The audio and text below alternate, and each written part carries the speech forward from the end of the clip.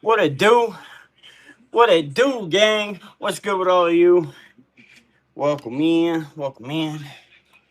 Big old happy Thursday. What up, Mom? I'm gonna give it a few minutes. Welcome in.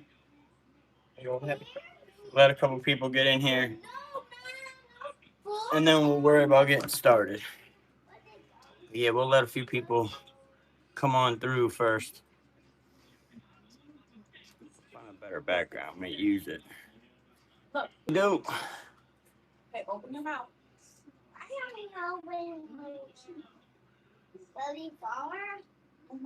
No, just a little bit. Put your head back and put it.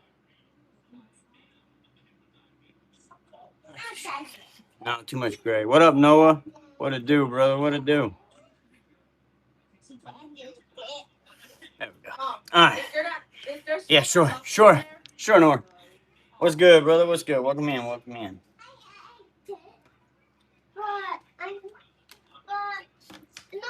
Trying to let a couple people come on in here. I didn't watch any of the combine yet. I've actually got a couple of the highlights of the 40 time for the edge rushers that I've been watching just now, but I hadn't actually kept up with any of it. He gave it to me, Mom. You and your comments.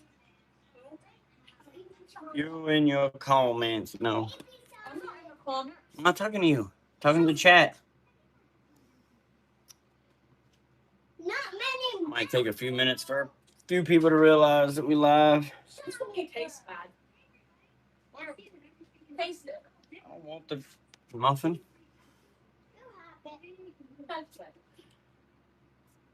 How you been, though, Noah? Been good? What up, Daniel Berry? What it do? Mom. Happy Thursday. You haven't seen any of the combine either? I know Shroom sent me a clip in the Discord. No, throw it away. And I think he sent me a mock draft that he did as well. Oh my God. Tell Dad to throw it away. But yeah, I just pulled up a edge rushers for me. What? You can't walk it over there? No, it's dark. It's dark. Come on. It's dark and hell is hot, boy. Come on. You can walk to the trash can. Where's hell is hot? It's a song. It's dark and hell is hot is the name of an album, actually. DMX's one of DMX's albums. I don't know who that is. He's passed away last year, or a couple years ago now. All right, guys, welcome in. How's everybody doing? How is everybody doing?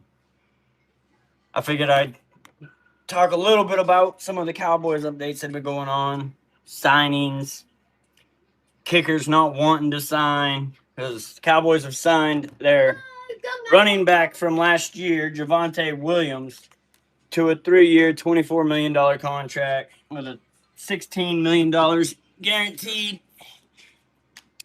which is good. He had 1,201 yards last year, 11 touchdowns. He's 25 years old, and he finally got himself a long-term contract with the Dallas Cowboys.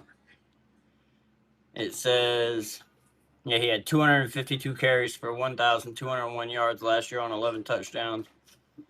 And I thought he did very good with the lead running back role. I mean, this to me doesn't keep me away from wanting to go get like a late round running back, but I hear you, Teflon. I mean, that's how your team's built too, bro. So it's good with it good. It says Williams, who previously signed a 1-year deal with the Cowboys for the 2025 season, expressed his desires to stay in Dallas, citing a love for the team and special environment there. The deal keeps offensive player in place for the Cowboys for the 2026 season and upcoming seasons after that. So that's good. But like I said, I don't think it keeps me away from wanting to actually draft a late round Cowboy running back. But we got Jadon Blue as well, who we didn't get to see a lot of last year. Towards the end of the season, he actually stepped up and made some pretty good plays during a couple of games, but that was about it. What up, white boy? What's good?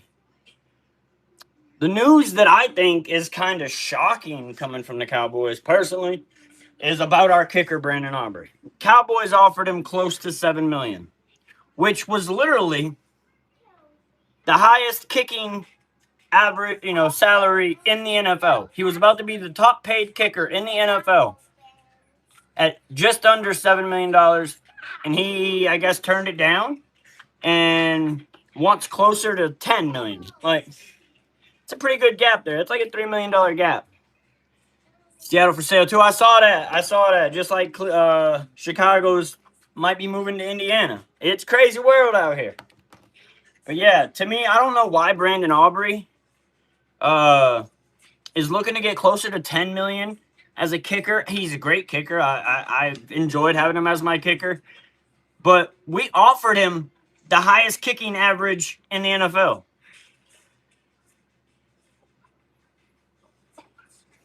Yeah, but we literally offered him the top kicking salary in the NFL. I don't know that he'll pay the extra $3 million, but I'm sure they'll have to come together somewhere in between those two numbers for sure. So it's close to $7 million, and he's asking for closer to $10 million. Where they land, I don't know, but it says Brandon Aubrey's agent throws shade at latest Dallas Cowboy contract rumors. It says Dallas Cowboys contract talks have been a hot topic of the offseason, and it ramps up in Indianapolis for the scouting combine. The main focus, however, is not on star wide receiver George Pickens, who is expected to be franchise tagged, but instead all-pro kicker and Brandon Aubrey. There have been conflicting reports about Aubrey's negotiation with reports that the team has offered to make him the highest paid kicker in the NFL. Those were followed by claims that Aubrey denied the offer and is seeking a whopping $10 million per year. Aubrey's wife, however, has denied the claims that they are being floated to public. Now, Aubrey's agent is chiming in on the noise and throwing some shade at the misinformation. The misinformation that's actually going around is that somebody tweeted that the Cowboys offered him $7.5 million, but he turned it down and wants closer to 10. He tweeted back and responded to that, said fake. And that was 105.3 The Fan, I think, that put that out based off of Clarence Hill, who is a journalist in Dallas, what he stated. So they posted that. He said fake. People that know and are inside the building and know what the Cowboys offered him said that it's fake for the reason that the Cowboys didn't offer him $7.5 million. They offered him just close to 7, which means more like 6, 8, 6, 7, 6, 9, something like that, but not even $7 million. So, but that the denial part and wanting $10 million was absolutely real. So that's where I guess the misinformation that they're talking about being floated around is that the Cowboys offered him more than what they actually offered him. Because they didn't offer him 7.5, they offered him more closer to like 6.8. Brandon Aubrey just isn't a random kicker. He'll probably go down as one of the greatest kickers of all time. Or that can be. I mean, I don't know, Noah. I don't know if he. I mean, Adam Vinatieri is one of the greatest, and it's gonna be hard to eclipse his records because if the Cowboys don't make it into playoffs and Super Bowls, Adam Vinatieri's got records that our kicker can't reach at that point. So unless we make it there, the kicker can't reach some of the goals that Adam Vinatieri set. What up, Wares? What up, Goobers? What up, Cowboy fan? What's good? What's good? What up, O's fan? Welcome. But yeah, so that's the news with Brandon Aubrey right now. Where that ends up, I have no idea. All I know is he's wanting right at $10 million, and the Cowboys are little bit below $7 million. So another thing that we're hearing is that Maris Luafau under Christian Parker is very likely to get a position change. He was a linebacker. I don't know where they're moving him. I would assume towards safety, but I'm going to read this. It says, from Mayor's Louisville, the young, talented inside linebacker was recently told by Christian Parker and Brian Schottenheimer and the Dallas Cowboys that he will be moved to outside linebacker under the new look defense. So he's just going from inside linebacker to outside linebacker. So he's still staying in the linebacker position. I would have assumed because of his size that they would have moved him to more of like a safety. But it's a move that will most likely be new for the former third-round pick out of Notre Dame, but he is ready to embrace. He's also looking forward a bounce-back season in year 3 as Parker takes the reins. He says, I feel so excited. I feel great. He told Nicole Hutchinson, it's always a blessing to have an opportunity to contribute to the team. I'm going to give it all I got. So that's some other news that we saw.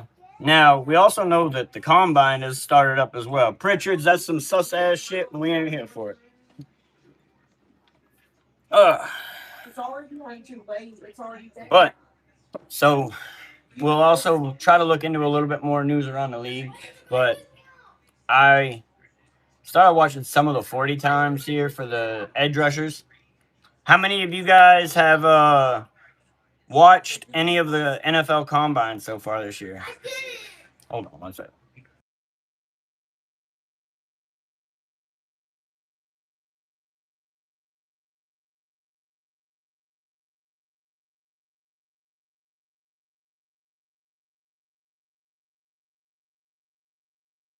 I don't know about all that, Pritchard. I don't know about all that. Noah, as a Lions fan, you don't know what you're talking about. But yeah, I was watching some of the combine. I don't know how many of you guys. I know Noah said he hadn't watched it. I never have.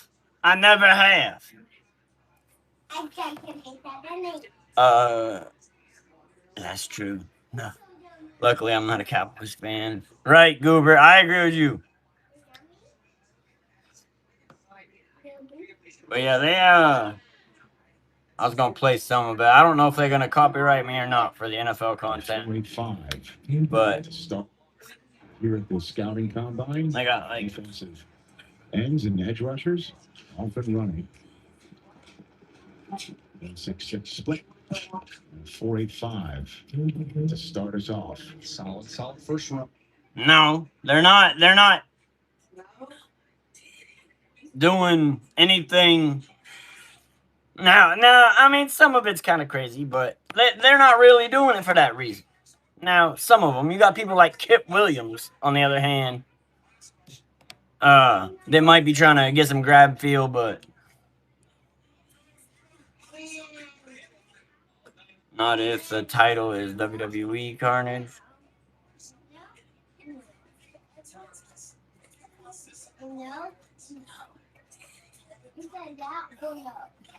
Y'all crazy. But oh yeah, there was something else I was gonna mention.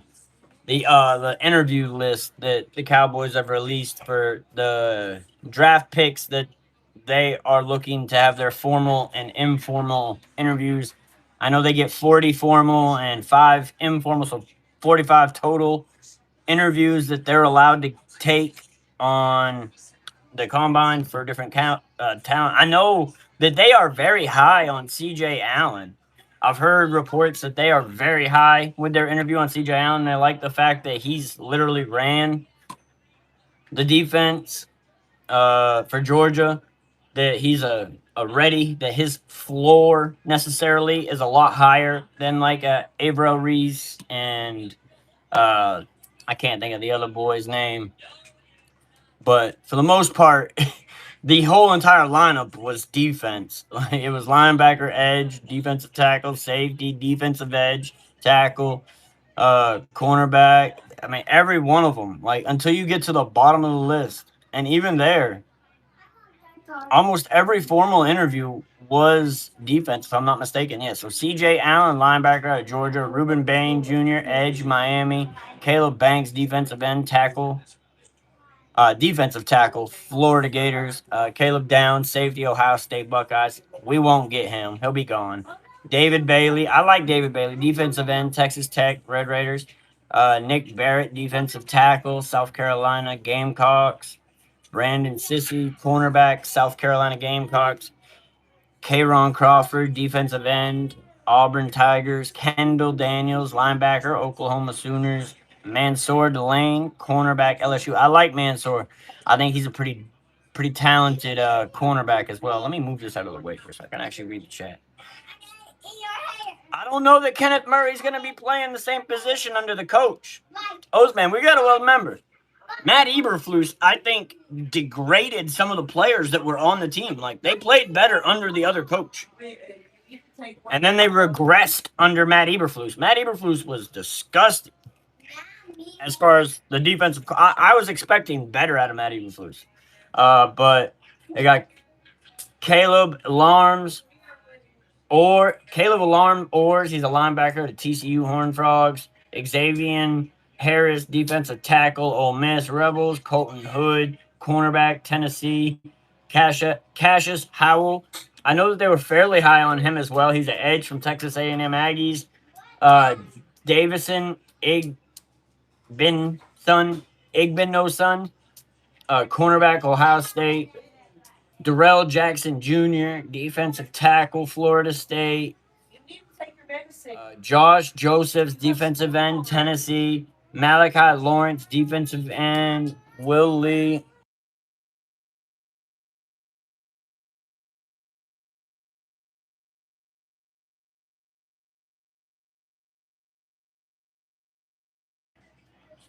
Will Lee, cornerback, Texas A&M Aggies.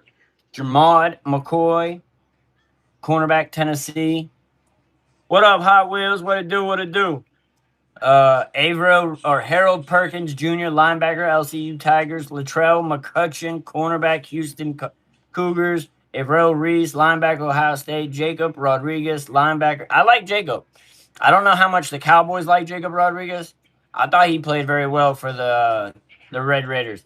Kanate Scott, cornerback, Miami. Gary Smith, the third, defensive tackle, UCL Bruins. Xavier Sori, linebacker, Arkansas. Sonny Styles, I like Sonny Styles. I think he plays very good.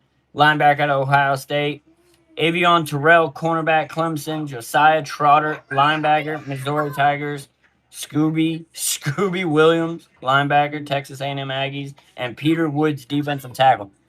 Those are all the formal. What up, Emma? Those are all the formal players coming out of the draft that the Cowboys had like formal meetings with. Good night, love you. The informal meetings that the Cowboys had, there was 5 of them. It was Lander Barton, linebacker, Utah Utes. Bryce Boucher, linebacker. Too bad it wasn't Bobby Boucher, linebacker, Oregon Ducks. Owen Heineke, linebacker, Oklahoma Sooners. Jack Kelly, linebacker, BYU. Dante Lawson, linebacker, Alabama. Roll Tide. So that's all of the informal meetings that the Cowboys had. He's somewhere. Hot Wheels. Don't worry about it. But yeah, so those are all the 45 players that the Cowboys have had meeting with. And like I said, I've heard coming out of reports that the Cowboys are really interested in C.J. Allen and Cassius Howell. That they really like those 2 players. Most people have C.J. Allen ranked around like the 18th position. So if we don't end up trading our second pick, which is rumors about the second pick for the Cowboys as well in the first round, that he could be a prospect for that position if we don't take him with the 12th pick. But yeah, so that's those for the formal list and the informal list. I can get rid of them. Get rid of the Brandon Aubrey. Good night, love you. Good night, love you. There's Louis Fowl. Javonte Williams. All right. You're a trip.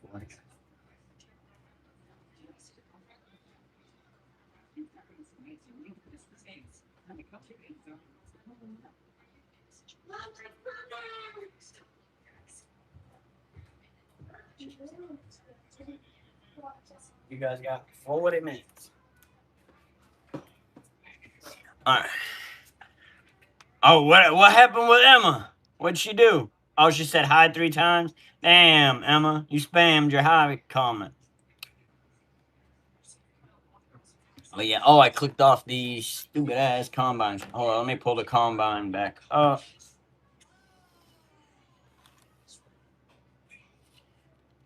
NFL 26. NFL Scotty Combine. There we go.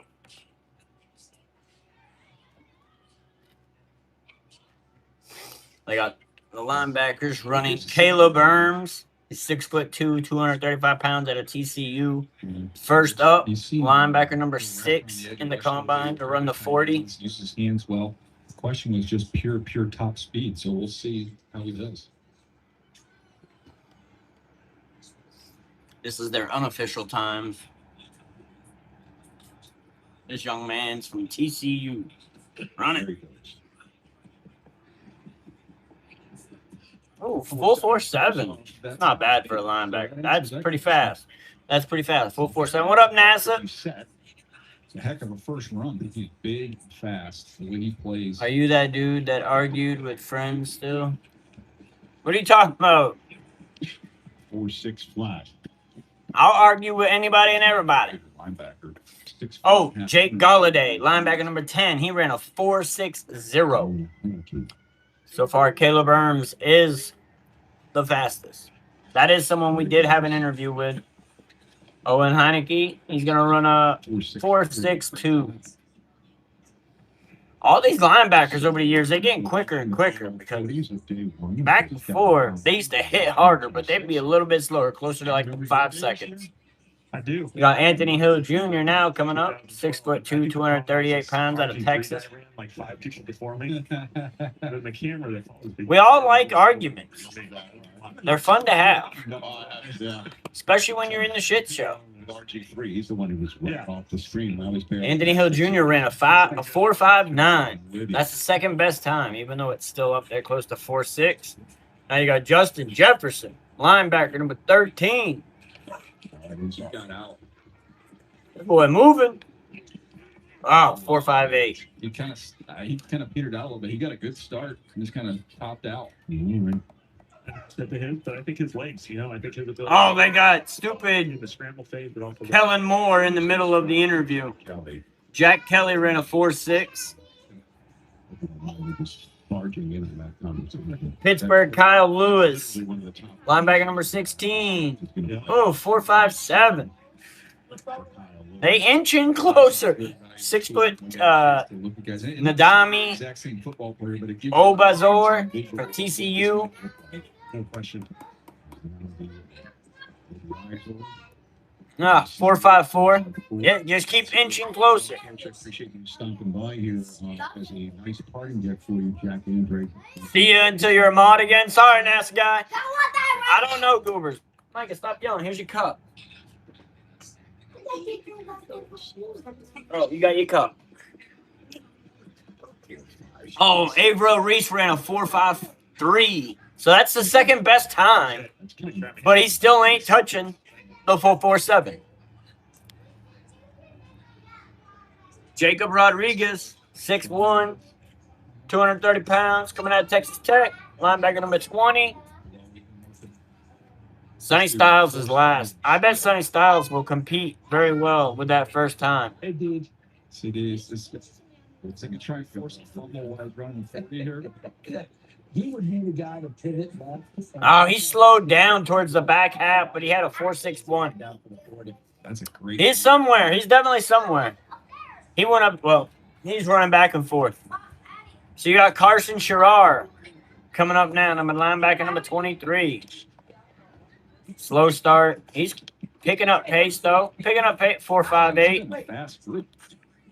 They're all sub 4.7. They're all sub 4.7. It's pretty fast for someone that runs that's 230 pounds. Xavier Sorey. See what he does. 4.64. I bet Sonny Styles. I bet he comes up close to Caleb Arms. 43.5 vertical. He's 6'5", 245 pounds. Then an 11.2 broad jump. Ohio State. 4.540. What up, Mom? Below the 4.540. Let's call it a hat trick. He has a 43.5-inch vertical. That 43.5-inch vertical is the greatest vertical of anybody his size that He has the best vertical of anybody his size that they have ever seen. That's kind of crazy. We've been doing this event since 2003. That boy can jump. I had a little bit of a dig in the start.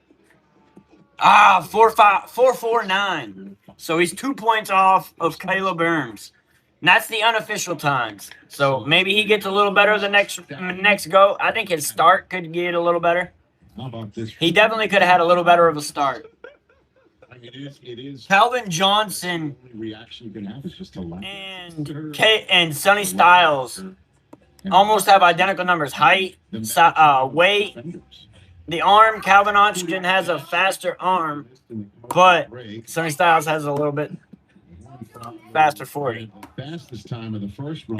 Maybe a little bit. What up, Jay Hulas? Caleb Erm goes again. He got on his second time. He got a 4.53. Second run. Oh, Jacob Galladay gained a 3.03 seconds in his second one. Owen had a 4.62. What's he gonna get? Oh, 4.63. Better on his first run. With his first. Anthony Hill, what's he gonna do? Longhorn. He got a much better start. That didn't work. Yeah, he shaved 0.07 seconds off. So he went from a 4.59 to a 4.52. Much better. 40, Justin Jefferson. 4.58, Justin Jefferson. He gained the same exact time coming through. That tells you how fast he is. He ran 4.58 twice and it's not happy. No,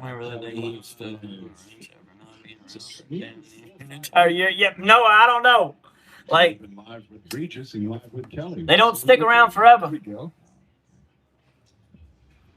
Two Justin Jefferson. The two Justin Jeffersons are pretty comparable. Except for Justin Jefferson, the wide receiver is much faster.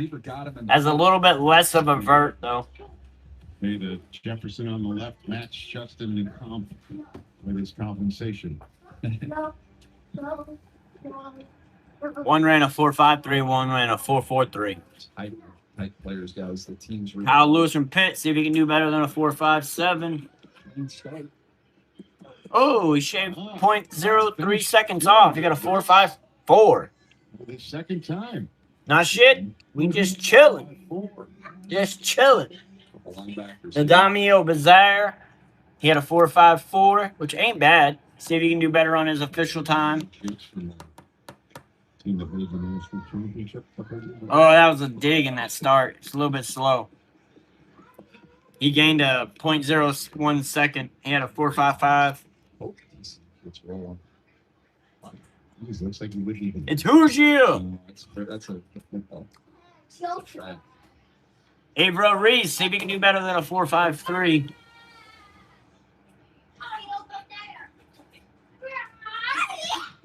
That was another slow start. Picking up the pace quick, though.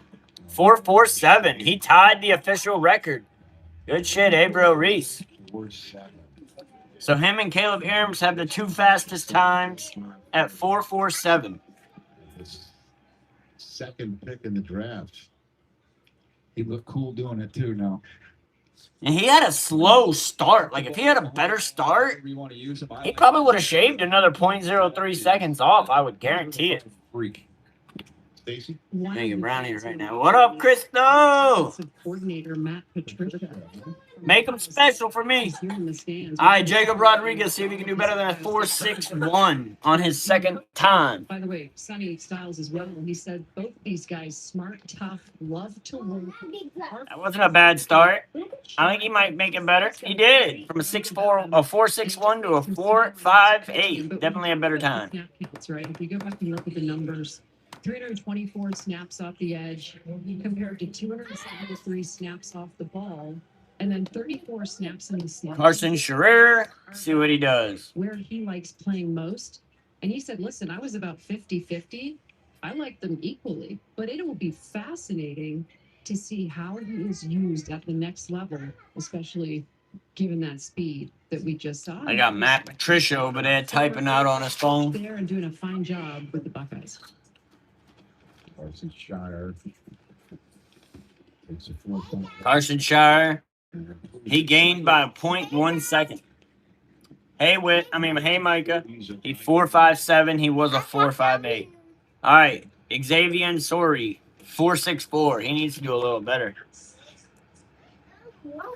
Most of these guys are starting to get their score down below 4.6. Had a nice little start. Tied it, 4.64. He's consistent. He's consistent. I wish Crystal drafted by Ukrainian. Sam Noah in Detroit. He's a range rank has What's Reese's number? 447. Man, like I said, I heard they were blaming it on you guys' turf in Detroit. Sonny Styles, let's see if he can do better than a 4.49. See if he can tie it at 4.47.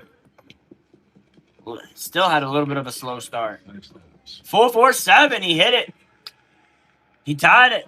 Abro Reese, Caleb, and Sonny Styles, all 4.47. That's a highly touted prospect to be our 12th pick in the draft. Guys this year. Highly touted to be our 12th pick. Will we get him? I don't know. We'll have to see how the chips fall in the draft for sure. My front name is Cowboy Micah. Cowboy Micah. All right. That's my front name. That's your first name now? Cowboy Micah. All right. Can be the winner here, right? You like Cowboy Micah? Okay. Send her mine right back. Oh, yeah, I'm talking to Krista. All right, so let's see what the defensive linemen pull up. Cameron Bell. Caleb Banks is next. It's a big boy. 7'9". 5'11". 5'11". 10-yard split. He had a 1.79 and a 10-yard split. Sacks. Looking at sacks, these are what they look like. They're on average 6'3" and 5'8". Detroit. They'll never win anything. Caleb Banks. That boy looks funny running. 5.05. Not bad. 1.76 on the 10-second split. No, it's not a drink. It's not a liquid. Gentlemen, Luke's getting ready to go. Nick is It's phone numbers. well from South Carolina. I thought you were going upstairs with Mama. And clocking in at Nick Barrett, he had a 5'11". Big guys making their way Look back. it. both drafted it in the top half of the first round. DeMonte Capehart, 4.84. Damn, that's a big boy. 4.84 is good. Sub 500. 5.12 for Brandon Cleveland. What up, Jumbo? Oh, Zane Durant. He did it, man. That big boy moving hella fast. 4.76. Good grief. Ryron Eason, 5.12. Bryson Easton's got a big 1.78 for the 10-yard split. coaches. He was a linebacker in high school, wanted to play linebacker at Tennessee, and they slowly eased him to defensive end. And the longer he was there, No, yeah, he ain't built like a linebacker. He built like a defensive tackle. now he's grown into a full-fledged defensive tackle. That's what I thought. Next sales prior to picking off. David Gusta, Really good. 1.68, 10-yard split, 4.88. The lateral range. That's good. That's another big boy. When you're studying 4.88 is good for a defensive lineman. test, it matches. Grayson Halton, Right. 1.70 on his 10-yard, 4.83. And these defensive linemen getting faster. Highest ranked player in this position group. Lee Hunter, Texas Tech, 6'3.5", 318 pounds. I watched him more than I liked him. And then 318 pounds. If he moves under a 500, that's crazy. that caught my attention, and I saw him out with Senior Bowl. He was excellent. That boy moving. 5.25. I knew he couldn't get under a 5. I thought he might run a little bit faster than that, but he's Got another shot at it. got another shot, and you'll see some lateral ability, some range from God. It comes up. Oh, this boy big too. 1.84 is his split for 10-yard dash, and a 5.32 is his 40. Tim Keenan. He started at UCF. And Alabama. He's described as a big guy who was learning football. And Definitely a defensive he was a tackle. football player who was a big guy and actually found his purpose, knew what his purpose was. The money he made at Texas Tech to take care of his mom and his family actually motivated him to become an even better player and right up in there. No doubt. Day. And by the way, huge personality. Plenty of blonde-haired, blue-eyed Cowboys, huh? Marshall. One nation, one people. One. What up, Kentucky? What it do? Jackie Marshall. 169 on the 10-yard split. 4.88. Sub 500 for a defensive lineman. It's crazy. Missouri ran his 40. Chris McCullen. 1.80 for this 10-yard split. 5.05 for the 40. Tempo Bane. What up, Ankar Singh? What's good? What's good? Caleb Proctor. 169 on the 10-yard split. Oh, sub 500. You got a 4.80. Great flats. Man, we got Albert Regis at an ATM or Texas A&M to ATM. 173 split and a 4.92 on the 40-yard dash. Who wants to be a millionaire? That guy. Take the chains off, brother. You might run a little faster. You still had sub 500. All right, so Cameron Bell. Yes. Oh, he gained 0.20 seconds. Really smelly hands because I was grabbed against get the broad jumps and wouldn't have to do it. Go, Sixties. That is too much information. Bro, this would be it. After this, no more. Charles, we got going in Atlanta, had a barbecue catering company called Barrel Chicken. No, those are gone. Give Cam All right, Caleb Banks. He had a 5.05 on his first run. being the Yeah, they're gone. master. The lifesavers are gone. In college, You want me to get the chat going, Jay? students on campus. You could not I can't type and eat Bosco sticks at the same is time. vineyard-based. Oh, he got a 5.3, a 5.13. His first run. All right, Nick Barrett had a 5.11. He had an all-out effort sack against Diego Pavia. He popped on the Vanderbilt. He plays hard. He gets up 500. Nah, 5.11. He's consistent.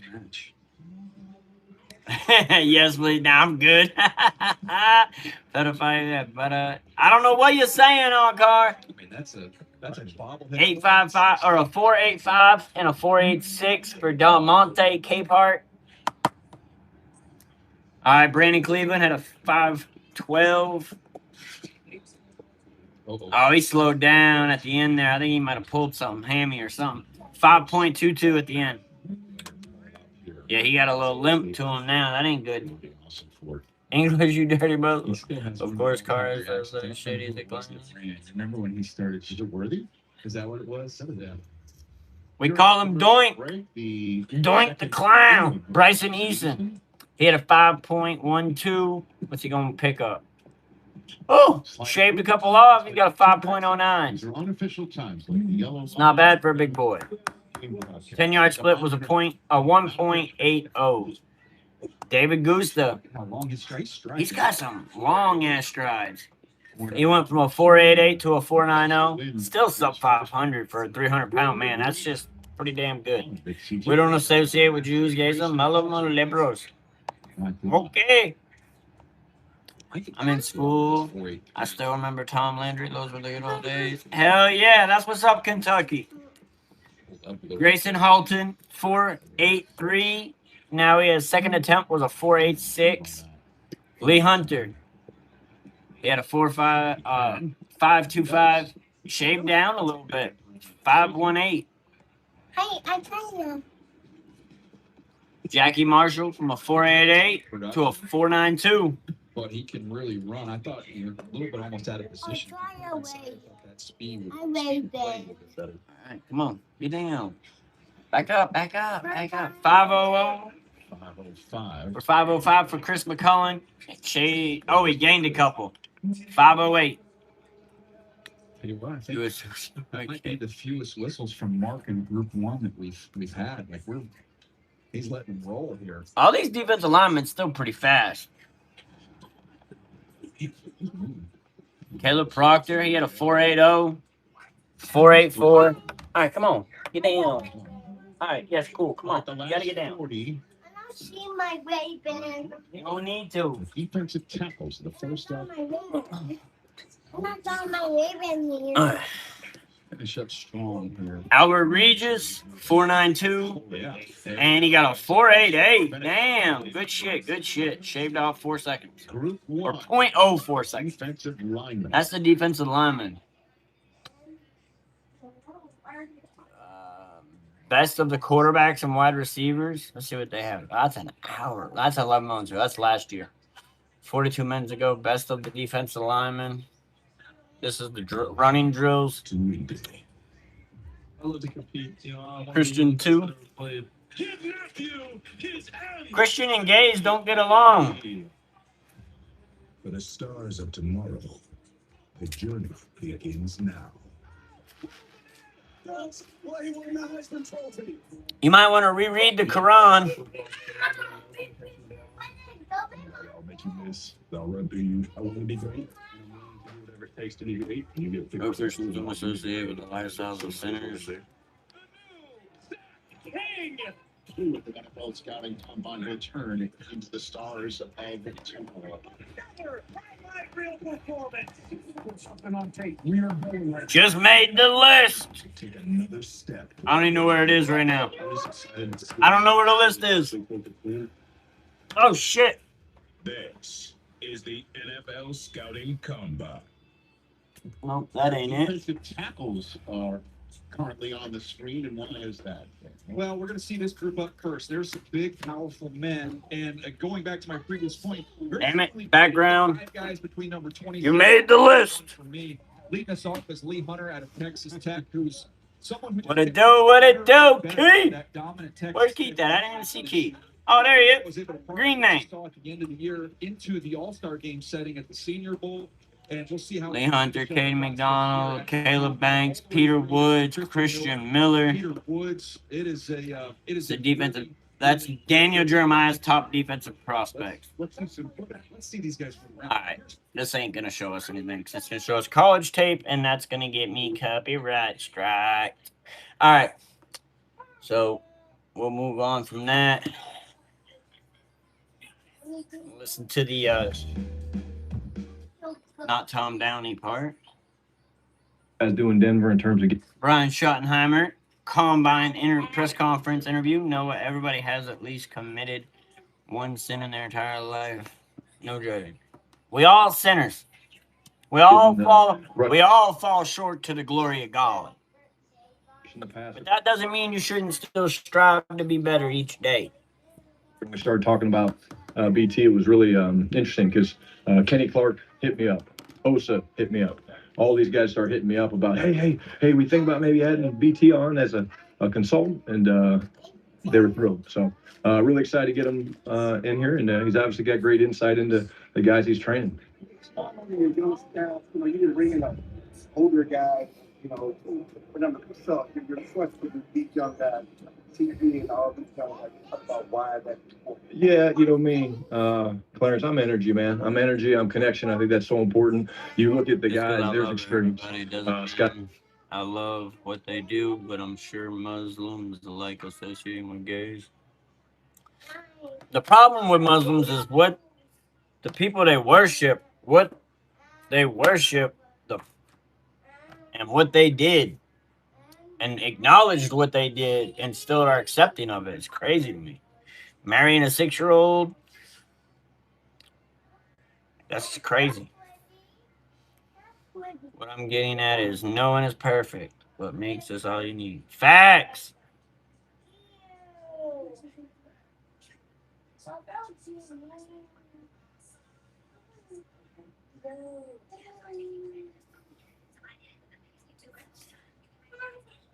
Simon's got a bunch of experience. There's a lot of NFL experience. I think 6 of the 9 have NFL experience. Age is a number, man. And I feel really strongly. It's been great for me this week to sit here in the mornings with those guys and listen to those guys talk about scheme and start to get the language right. And What up, Caleb Lavender? What's good? What's good? Welcome in. Welcome in. they've really become really close fast. And I think that's why we know we got the right group of guys. Yeah, definitely because of the way I feel about Clayton and the offensive staff. I'm able to spend more time on the way we'll break things up. Calvin is to do a little bit of morning stuff. I'll be with the offense, afternoon be with the defense, but I would say I'm more involved, yes. So you mentioned that, now you're seeing these guys, coaches definitely coaching these guys in the past meetings and things like that. What are you seeing most of them now in their process that you hadn't seen yet? First of all, that affirm that. I think the vision of the player traits, what we're looking for to make this defense go, we're changing some things, obviously going to the 3-4. We're excited about that. I'm excited about the strength that we have in the front structure with our defensive staff, with Marcus Dixon doing the defensive line, Chidera doing the outside linebacker, Scott Simon. So I think it's an incredible coach we were able to get from right across the roadie. God's intervention was sin no more. God didn't chastise the prostitute. He told her to sin no more. Didn't have to move. So he's the one. Sometimes it's not about what you say, it's about how you say it. Coach not in the hotel. He's driving home every night, pissing the other coaches off. He gets to go home and be with his family. But just the vision of what these guys are looking for. And then again, it's not just about us doing that. It's us doing that with the personnel guys, the scouts that know these players that are here so well, and making sure we're all aligned and on the same page. Yeah, I've been talking about Cowboy news, and I watched some of the 40 times for the linebackers and the defensive ends in the combine. Dad, I want a movie song and party. What are you talking about for your birthday? A song and party. Song and party? A song and... Oh, a Sonic party? I'm going to get lots of Sonic toys. And lots of Sonic toys. Presents. Okay. And presents. Yeah, usually those Sonic toys might be your presents. And a pig talking Sonic for a big talking Sonic? For my birthday. All right. Well, we still got until September for your birthday. Your birthday just passed a few months ago. You got all. We still got like 7 months till your birthday, my brother. We got to get through your brother's birthday. Your brother's birthday's next. You need to get all your Sonic cards. I know. You love Sonic. You need to get those Sonic cards. Okay. Well, we'll worry about your birthday when it gets closer. We got your brother's birthday coming next. Put them in the mail. All the mails. Okay. We'll talk about that when that time comes. Ride the bike. Okay, well, we don't need to talk about that right now. We can talk about that when that time gets closer. We got your brother's birthday first.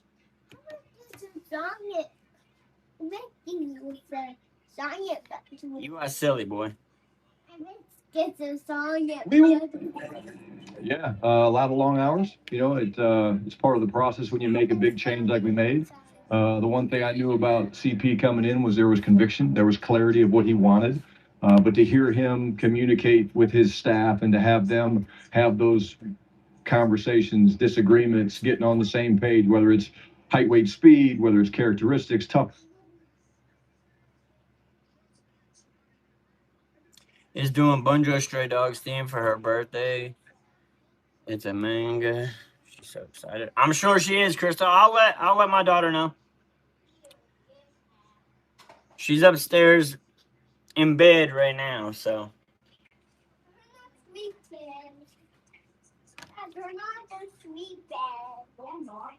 Oh, you're not upstairs? I thought you were upstairs.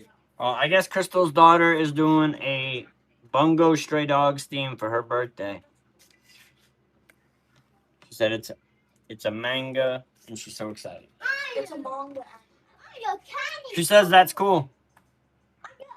I thought it was kind of funny.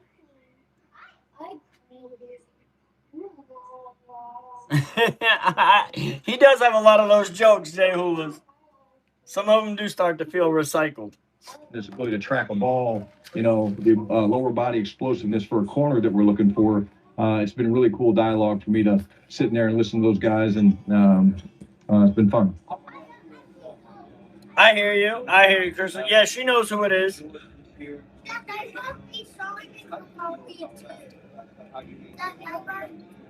Okay. Okay, well, Halloween is after your birthday. Play out the way it's supposed to play out. GP loves football, and my relationship with GP. Yeah, she's into that kind of stuff, Crystal. CD or Dak or those guys that were going through certain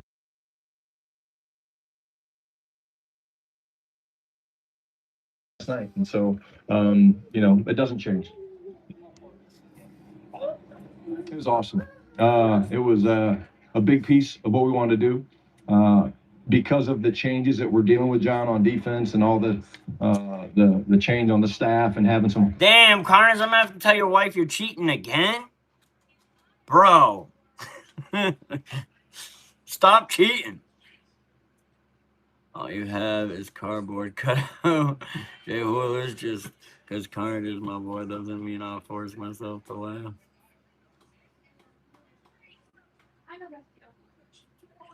You have none. Y'all crazy. Holes we need to fill to get a piece. Sometimes like y'all act too back much like you know each other in still real young life. and still, we think ascending football player, his play style, his leadership.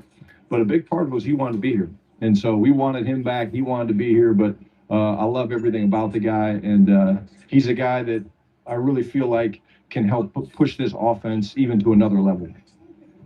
I think that's Kenny Clark that they're talking about. Right now, the problems the offenses are trying to solve. Yeah, I think the biggest thing I would say is how defenses now are taking Pete, it's just football, combine, and Cowboys news. second and long, and they're attacking. This is Brian Schottenheimer that I'm listening to at the moment. Like third down. So if you don't win first down, if you don't get ahead of the sticks on first down, second down becomes more like third down, where you're getting the all up and the double A gaps and the cross dogs and the loaded fronts and things like that. So I think there's a premium right now, I know for us, about wanting to win first down.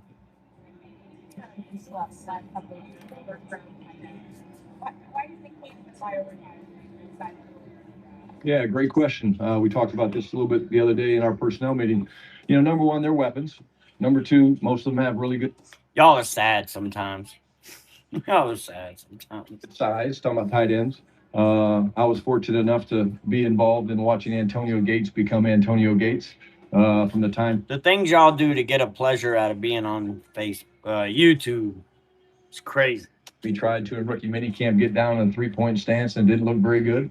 To now being 2 years in the Hall of Fame. I think you're seeing so much nickel defense now that teams are playing nickel with bigger body guys like Derwin James, the guy in Seattle, these big athletes. And so what the tight ends do, they have the bodies to either block up or match up in blocking schemes or to get open with body control against those big. What do y'all think if I start going back to getting rid of the green screen and putting the canvas back behind me? Like how I did when I first started the channel. I used to always have a blank canvas behind me, or I had a Cowboys canvas behind me for the Cowboy games. I might go back to doing that for my streams instead of having the green screen, because I get tired of this glitchy shit.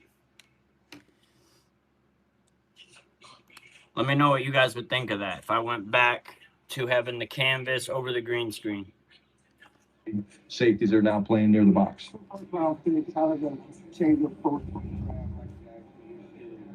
The process. The flexibility. I mean, honestly, the TV's off. I could probably take the green screen down, but I need to fix the light scheme around the TV.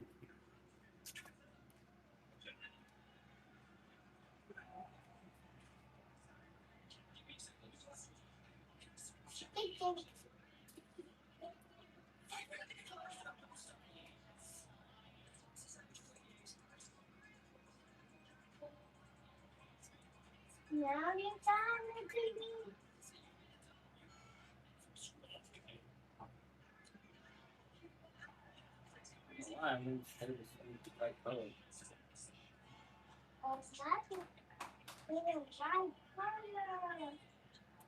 we go. That's better. That's better. At least it's a solid. At least it's. Did it change? Or purple, or pink, or red. Red. Red are night colors. Red are night colors. Red colors.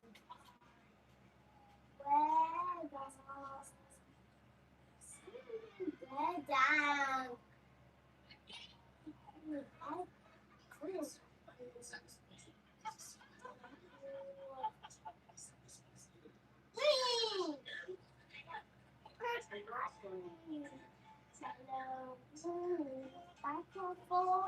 That works.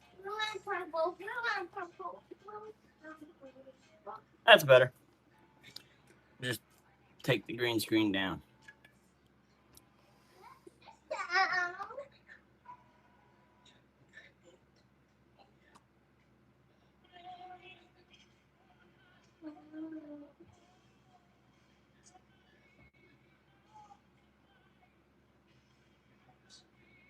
Y'all are stupid. Y'all stupid. All right, back to the content. Back to the content. Firepower to do things however we want to mix and match those things. Jerry and Steve will do a great job with that, but the process stays the same. I think we're just getting started. It's been great to be here and be around these elite athletes, but really to get to know them on a deeper level. I really enjoy listening to football part, but I like talking to the kids. I like talking to get to know these guys, what they're about, what they like to do when they're not doing football. Tell me about some adversity you've been through and how you handled it. But the process has been really cool. What up, Chris? What it do? What it do, brother? You good, Jay Hoolis? We'll teach them good, something. brother. Don't mind the shit talk. To teach them something because these guys are very, very well schooled Fight now. with cheats, The interviews they look like. Should be given a lot of credit. They've done a great job. These guys know what they're walking into. They hire. I don't think he started it. Do that.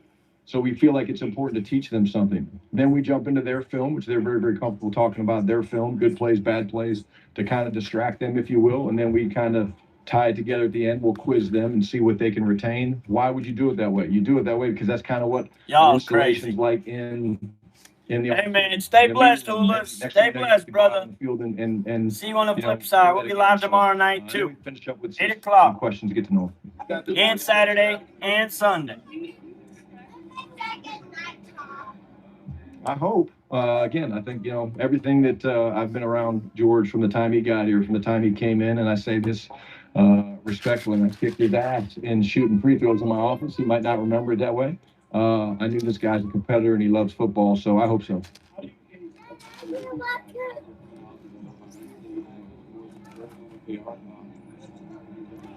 That's a great question, too. I think you ask a lot of questions, but you watch the film. And, we show examples of them maybe loafing, and see how they handle that, and the guys that kind of, they get pissed off about it, you can tell that they love it. But the play style in the video never lies. And so I think you kind of start with that. And we do deep dives, talk to a lot of people, position coaches, guys they've trained with in the off season. And, there's no stone unturned when you're talking about, looking into the background of these guys. Here's the clip that I heard about the Cowboys with Brandon Aubrey. Here, we'll listen to it.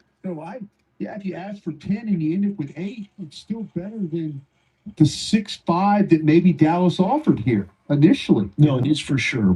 I do play for the tender. Go see if Dallas will give you 8. If Dallas puts a second round tender and it's 5.8 or whatever that number is, then you'll know what really Dallas thinks about. That's the report, is that they're going to do that. Yeah, for the second round was second round tender. Yeah. Okay. So it looks like the Cowboys might be putting a second round tender. What up, Jamie? Might be putting a second round tender for $5.8 million a year on Brandon Aubrey, which means that if somebody takes Brandon Aubrey, we will get their second round pick. So we'll see. Leverages him to have to maybe take 5.8. Well, for 1 year, if nobody signs him to a deal, if nobody tries to get him to get a deal, Dallas will owe him for 1 year $5.8 million. Yeah, if you have like a 3-year, $20 million offer on the table that averages like $6.6 million right now, let's just throw that out in general. And you're Brandon Aubrey, and you're like, I don't want that. And you're the Cowboys, and you say, okay, how about 5.8 for 1 year? No long-term security. I certainly hope you go out and kick the hell out of that ball. Let's tell you a story about Dan Bailey here, who was at the peak of his game, and now all of a sudden had a Not Dan Bailey. They bringing up Dan Bailey? back issue. And It's a caramel frappe, Jamie. Caramel frappe. Everything on every stream. I got another one coming. his career earnings dwindled pretty significantly after that. Let's talk to you about Greg Zuerlein, who was kind of you before you, and he was kicking the hell out of the ball. Well, he got some weird yips or started striking the ball weird, and it started looking like a golf slice out here at AT&T Stadium. You know, so Brett Maher loses all his confidence, can't make an extra point. Yeah, There's an error, which was crazy. There's long history. If you want to bet on yourself and take 5.8, that's great. But we have 3 at 6.6 a year right now. They can, you know, provide you all of the long-term security. And if the Cowboys are negotiating it like that, then I think they're on the right path. So if you ask I for agree. 10 and you end up with I agree. Cowboys tender is a second round tender. You don't like the 6.8 that we're offering you? Well, how about for 3 years? Well, how about 5.8 for 1 year? 3 second round tender, slap it on them. You either play that, you take the 6.8 for 3 years, or you sign with someone else for a bigger contract, and we get their second round pick. I think that's a win-win for the Cowboys. Because if nobody signs him or picks him up that gives us their second round pick with that second round tender, then the Cowboys get him for 5.8, and they're not paying that $10 million. And then if he does a hell of a good job this year, maybe that contract negotiation continues in the next offseason. But if he doesn't, and he starts looking like he did towards the end of last season, then, hey, maybe we keep him at a lower number. It's not a bad take. Not a bad take. Maris Luafau. Maris, Luafau, we're going to move him to outside linebacker. That kind of fits his strengths, right? He's got length. He's got long arms. He's really good at disrupting the ball. So I think Maris Luafau would make a good move back to safety. My personal opinion. I think he would make a good safety, but we'd like to build some more depth there and find another guy or two. But again, we've got some young pieces that but he's going from inside linebacker to outside linebacker. Scott and the entire defensive staff have to develop. Good. Yeah, I mean, good. He doesn't have the great twitch, but he's got the strength to knock guys back. But again, the length is what just jumps off the film. And he was excited about that. We talked to Maris about that. He was excited about that. And again, he can eat a little bit more to get his back up a little bit. So he's excited. Remember, these outside linebackers for us, the first thing that they're going to do is, number one, set the edge in the running game. Number two, they're going to affect the damn quarterback. Okay, and then occasionally they'll drop.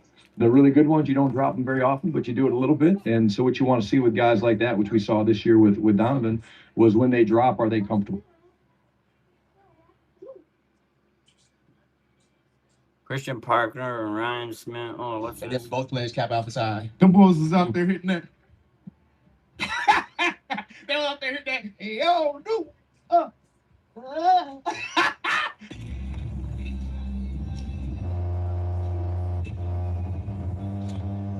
Yo, the bass is crazy. All right. That's just a dumb clip. Really a whole bunch of nothing in it. I've met formally with Cowboys so far. I met with Jacob Rodriguez. Maybe with Bucks tonight, but informally, you're kind of getting pulled left and right, just meeting with a lot of teams, and so I've had a lot of great conversations with everybody. It's been Raccoon outside. You saw a raccoon outside? That's cool. I saw it in the window. You saw it from the window? And it go away. It's here. Okay, cool. Go away here. Yeah, most definitely. You know, within the Cassius Howell talking about Cowboys. So they put in, a small install for me, but within that install, I definitely feel like, I'll be able to adapt and be able to, effectively play that role within the 3-4 defense at that level. Yeah, most definitely. Within they put in, a Cowboys talking about 3-4 defense with all the defensive players that they're doing interviews with. Texas A&M edge Cassius Howell says that he can do it. small install for me, but within that install, I definitely feel like, I'll be able to adapt. I hear you, and, Pegasus. Your team effectively sucks too. play, It's perfect, that role perfect within the season 3-4 for it. defense at that level. Yeah, most definitely. I like Cassius Howell. I don't think we'll get him though. Cowboys can fix defense in NFL draft. Harold Perkins Jr. had a great meeting with the Cowboys. I thought that I got some. Boy, that's a pillow.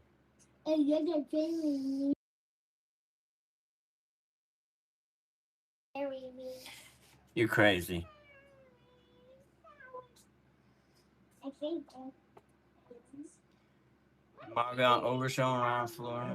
Sports Texas photojournalist Bill Ellis shows us both Overshown and Illinois were doing important things this week on a visit. Overshow and Ryan Flournoy. Museum of Dallas. They're at the African Museum. African American Museum. Probably. That's really not anything interested. Cowboys' new defensive line and linebackers coach interview. Ladies and gentlemen, Patrick O.C. Walker here of DallasCowboys.com with the newest outside linebackers coach of the Dallas Cowboys, Shadera Uzo Daribe. Spent the last Uzo Daribe, what a last name. Smarts tutelage at the University of Georgia. First and foremost, welcome to the What up, Cowboys. And Tony? What they do? that you were coming to Dallas. Man, I appreciate it. How about them Cowboys? DC for life, brother. But it was just one of those opportunities that, you can't. Yeah, we were talking about that, Tony. But what the Cowboys are likely to do is put a second-round tender on him. So that way, that second-round tender, if he ends up playing under that, the Cowboys get him for 5.8. Cowboys offered him 6.8 for 3 years. But if he doesn't get signed by another team on that second-round tender, then we get him for 5.8 next year, and he has to play that out. If another team signs him, then we get their second-round pick in the draft, and they have to pay Brandon Aubrey. So I think we're either going to get him for 5.8 this year, or we're going to lose him. It's going to be one of the two. I don't know if another team is willing to give up their second, unless they have multiple second-round picks. I don't know if they're going to give up a second-round pick right now for him. He's going to get signed somewhere. That happens. Well, that's what's possibly going to happen. If they don't get a deal done, he's going to get a second-round tender put on him. And he'll either get signed by another team, and we will get their second-round draft pick, or he'll play on that second-round tender at $5.8 million. That's really the only two ways it goes. Maybe the Jets. He's the most accurate kicker in the league. Everybody's going to want him. You would think so, Tony. But a lot of teams don't value the kicker like that. So we'll just have to see how it plays out. They may come back and offer him $8 million, and he may sign. So, but the highest paid kicker in the league right now makes 6.8. That's Butker. 6.5. The Cowboys offered him 6.8. So we offered him the highest salary for a kicker in the league. The Cowboys offered him the highest kicking salary in the league. Why do you need to jump $4 million? Like, the kicking position ain't that valuable.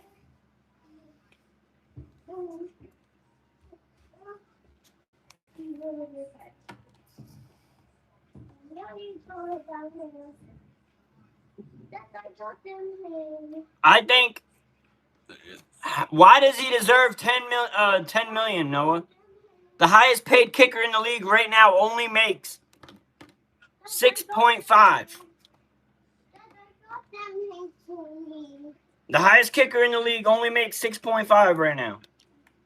Cowboys offered him the highest paid kicking contract in NFL history. 6.8 for 3 years.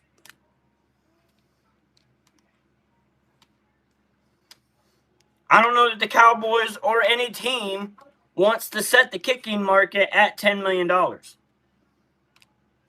I don't know that any team wants to do that right now.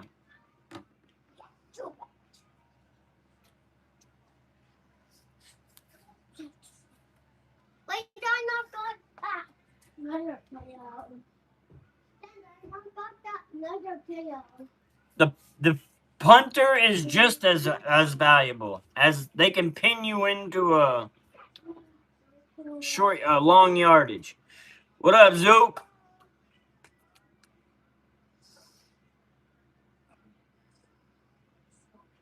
Right, Zook. I agree, brother.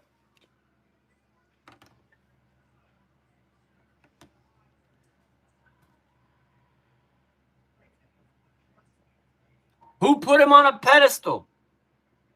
Who put him on a pedestal?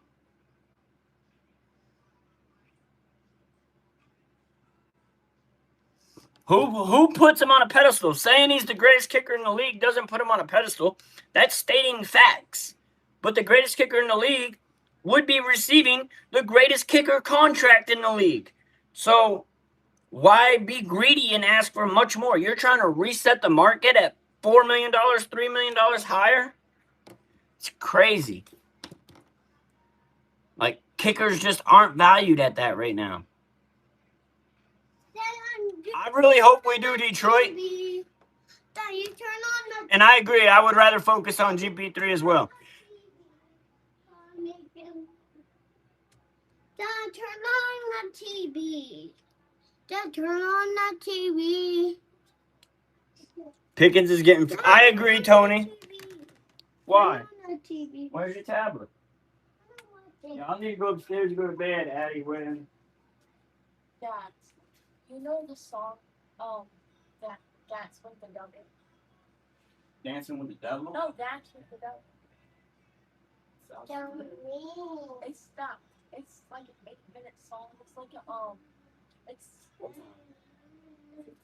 I don't think I know what song you're talking about. No. Now I gotta put my background back up. It's old. It's it. Oh. I think my telescope is better than yours. No worries about Pickens. Yeah, I'm not really worried about Pickens either. I think he will get franchise tagged as well. What up, Bing Pop? RIP for what? RIP for who? We need all the defense we can get in the draft. Dude, all 45 of our formal and informal meeting with draft picks was all defense this year. Was all defense. Last year it was almost all defense, but we had like 10 wide receivers and a couple running backs that we interviewed. This year it was 100% defense.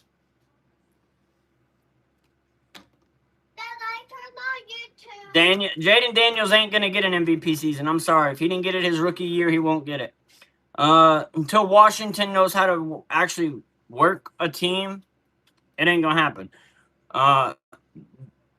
Jaden Daniels had the element of surprise his rookie year. Teams didn't have tape to study him.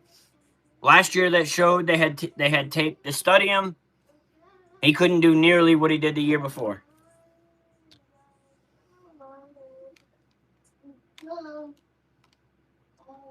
You think Javonte Williams, Tony? Is that who you're talking about? Javonte Williams? You got to remember, we got Hunter Lipke and we got Jadon Blue as well. Jadon Blue showed up and actually played good at the end of the season last year.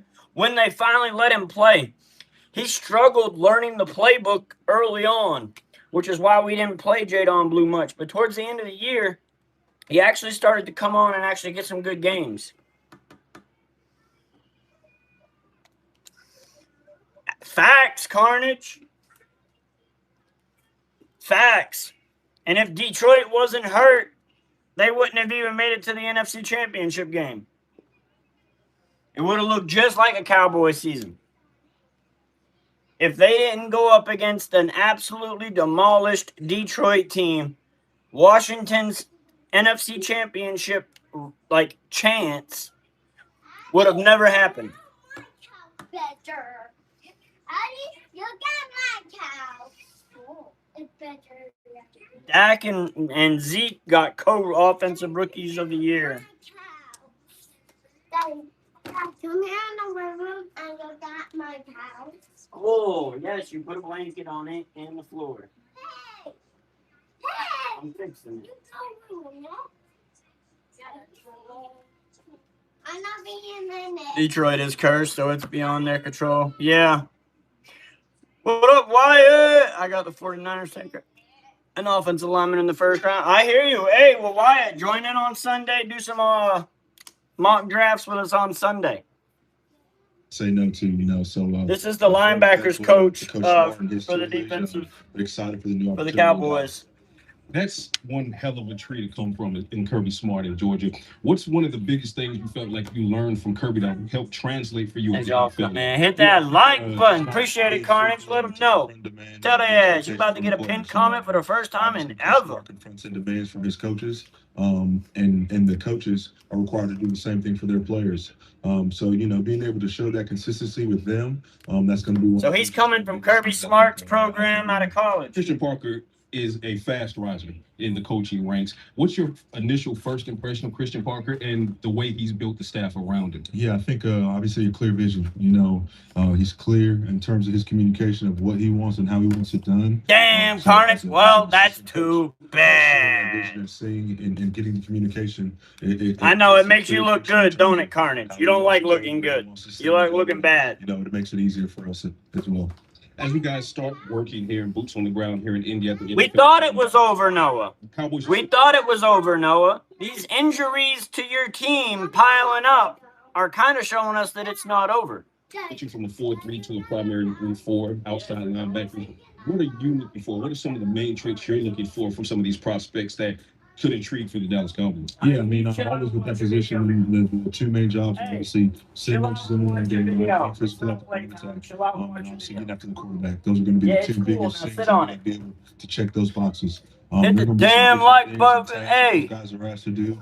But at the end of the day, there's going to be all the plumbing needs would be fixed if I was your plumber. And how close? That's not an insult. With the inside linebackers coach and just as a whole. I'm good at my job. Will you be specifically on outside linebackers in your edge? I don't even like it, and I'm good at it. Outside linebackers, but defensive football, everybody's got to coincide and work together, right? We talk about inside backers, defensive line, outside linebackers, right? I get recommended. In the run game, I get. We all got to do a great job of being specific. On the same page, so ask for.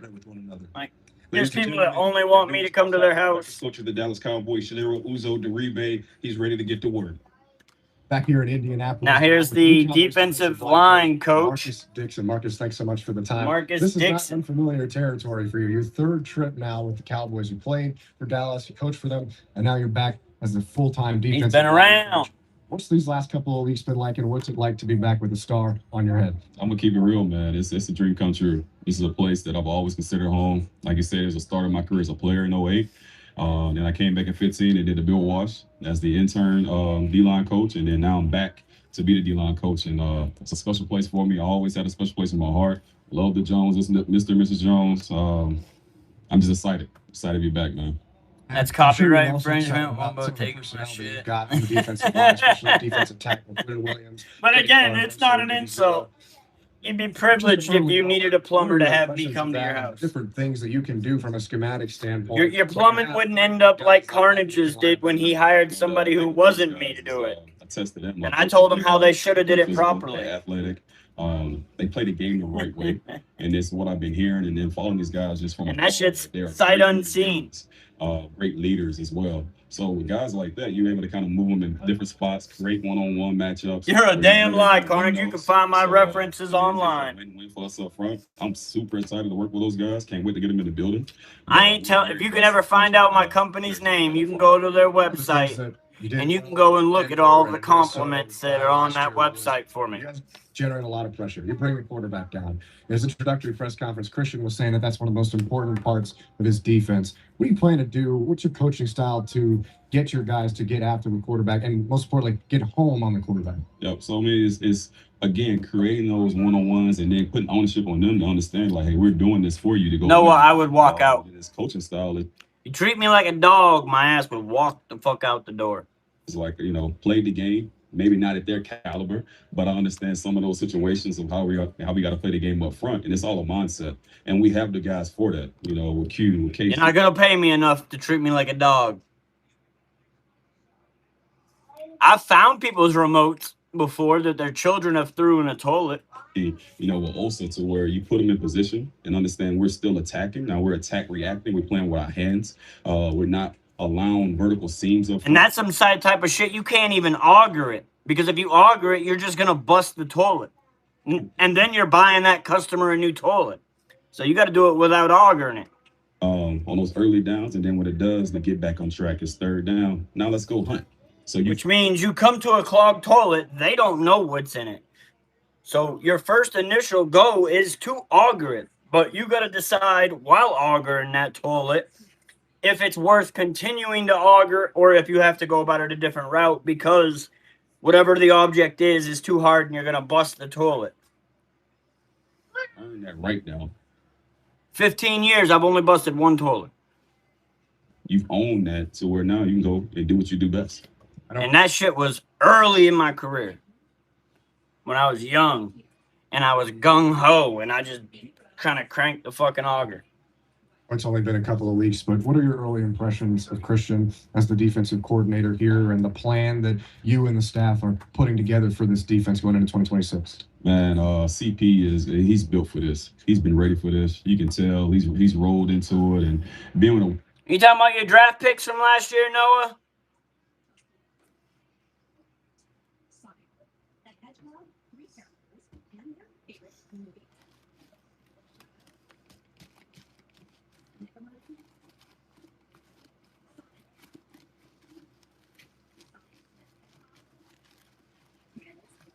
Yeah, we will always and forever be America's team.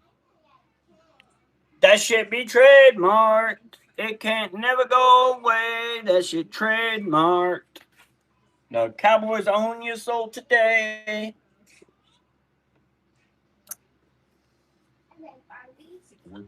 That's why a lot of teams know about the Cowboys just as much as they know about their own team. Here's in Denver, you knew they ass steady watching. He was gonna be a DC at some point, and then at some point he's gonna be a head coach. It's just one of those. Gucci. Carnage does. I don't think it's gay. I think it's an entertainment. I like seeing them risk high-flying maneuvers to risk their body just to entertain us. Guys just have an it factor, and he has shit like The Undertaker, Mankind getting thrown off a fucking Hell in a Cell just to get thrown through Hell in a Cell. Kit Wilson's gay as fuck and annoying. They could do away with Kit Wilson altogether, Gucci. As long as Kyle Whittingham can beat Ohio State. They're calling some wild charges. He's playing by myself. Of course. And the way he's put the staff together along with shot. So it's okay if he lives in sin, Noah, but nobody else can? Of course, and the defensive staff, the guys put together, like we're all like-minded. Everybody wants to win. There are no egos. There's a collaboration amongst us, and it's all about how can we help the players be the best version of themselves and us as coaches. Yes, Gucci. We will be live Saturday for Elimination Chamber. I believe it starts at 7 p.m. Eastern Time. He's allowing us and coaching us to be the best version of ourselves as well. Last one here for you here at the Combine, so a chance for you to get in front of these players and watch some of these players go through different Combine drills and such. What's the kind of player that you're looking for? What up, Shaheem?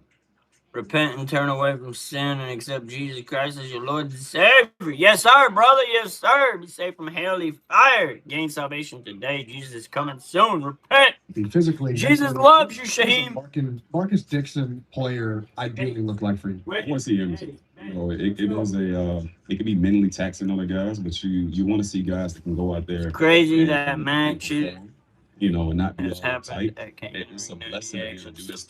Man, Keith, that match will forever be talked about. Good night, love you. I'm too tired. It'll forever and ever be talked about. That is one of the greatest moments in WWE history. And that's what I always tell these guys that I do informals or formals with. Like, end of the day, it's a blessing to do this. It's still a kid's game. Just go out there and let it loose. As far as techniques. The crazy part is that Mankind is still up and walking around like it never happened. Good night, love you. That man got up both times after going through the table off the top of the cage, and after going through the top of the cage where he ended up getting his tooth knocked the fuck out. Fun fact of the day. What? Carnage's fun fact of the day? It's the same every day. You ain't shit. What up, South Valley? Veda, what's good? What's good? Stuff. That's what we do as coaches. We'll coach all that up. Go have fun and perform. So you like to see those guys do that. Marcus Dixon, welcome home. Congratulations. Thanks for the time. Thank you.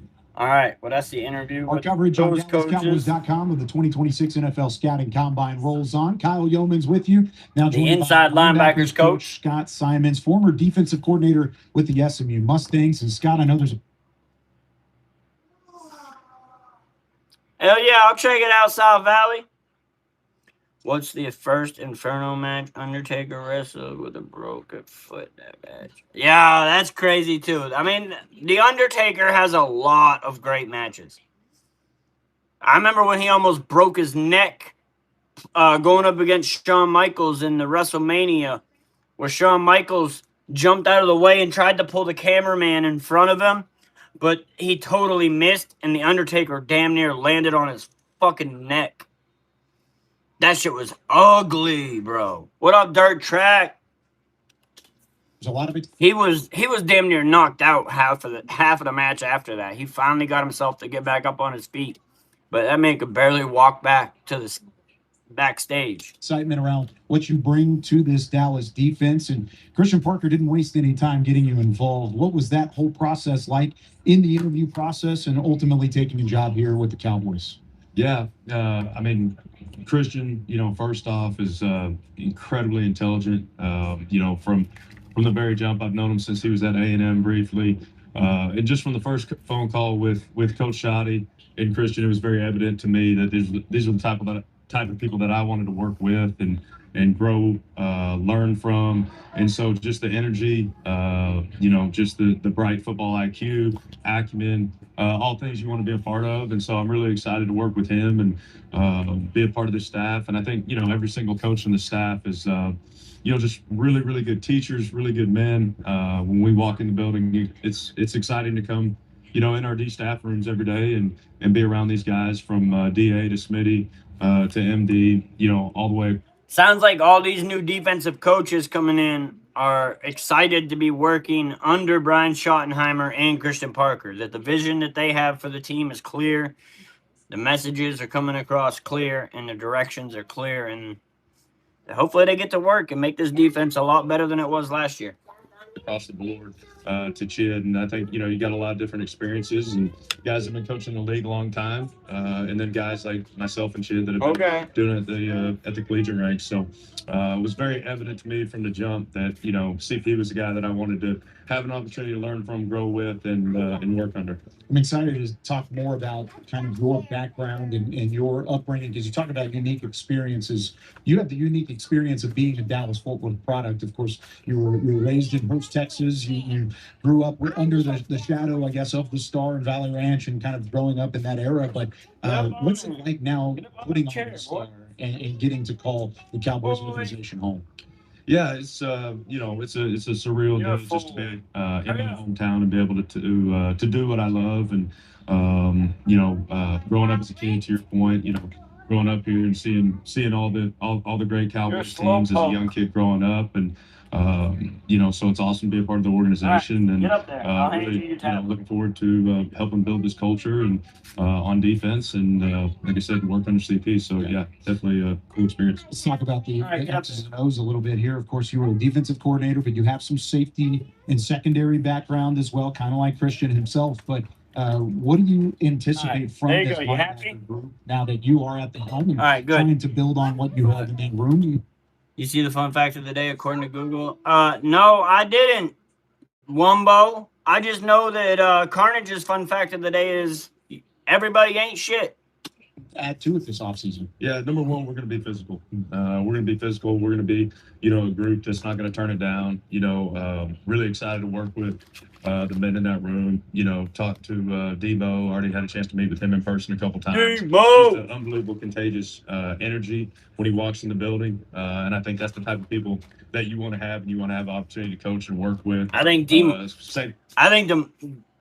best advice ever. I think DeMarvion Overshown's going to have a stellar year this year. I think with Shamar, pretty cool deal with Shamar. The guy that with it's impossible to say rough twice in a row according to Google. Okay.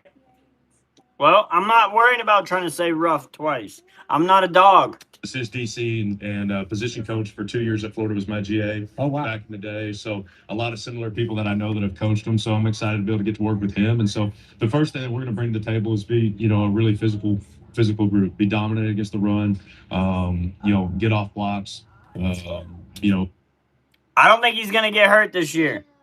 He didn't get hurt last year, but he didn't get to play until like halfway through the season.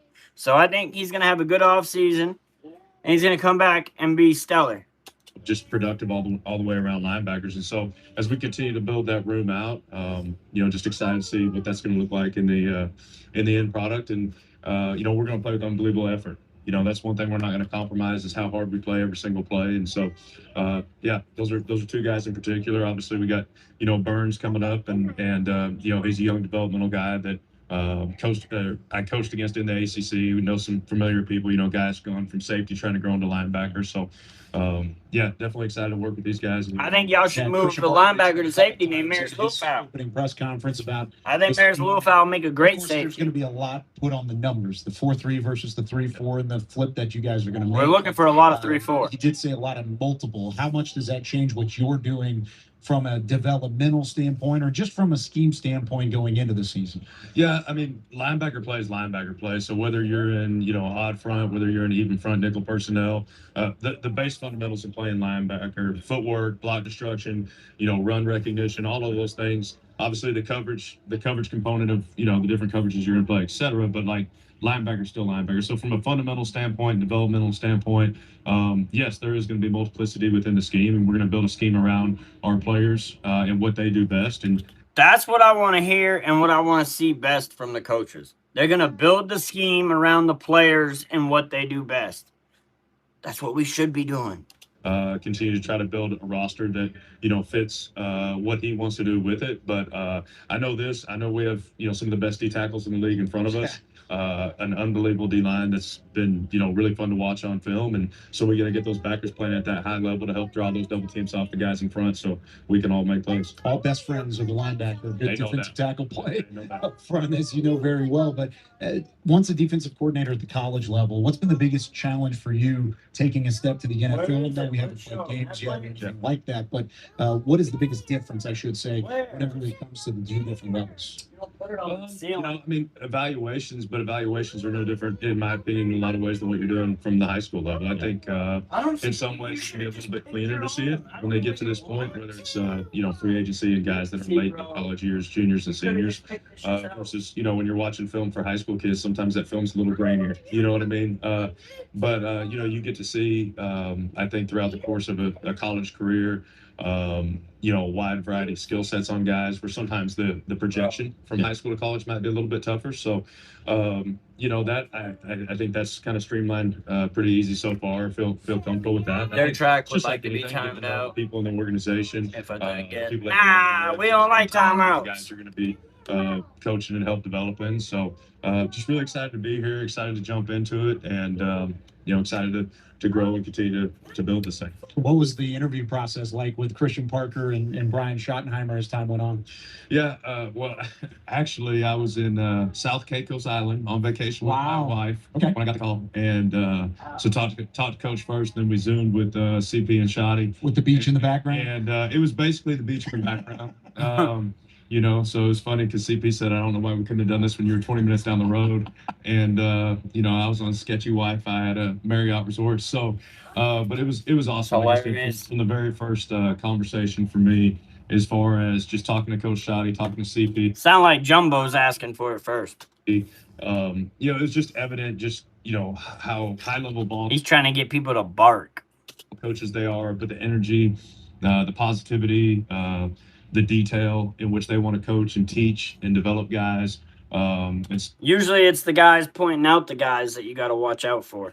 So, it was one of those opportunities where definitely. Because they be pointing out the guys to take the attention away from themselves.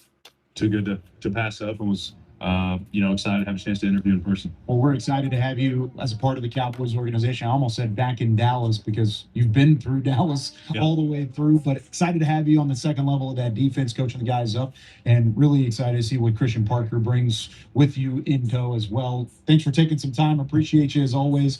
We'll catch up with you again down the line. Appreciate it. Thanks.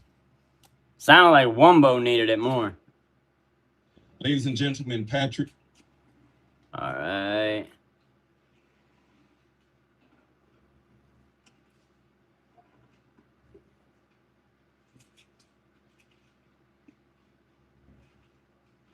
Cowboy hire pass rush specialist Brandon Jordan.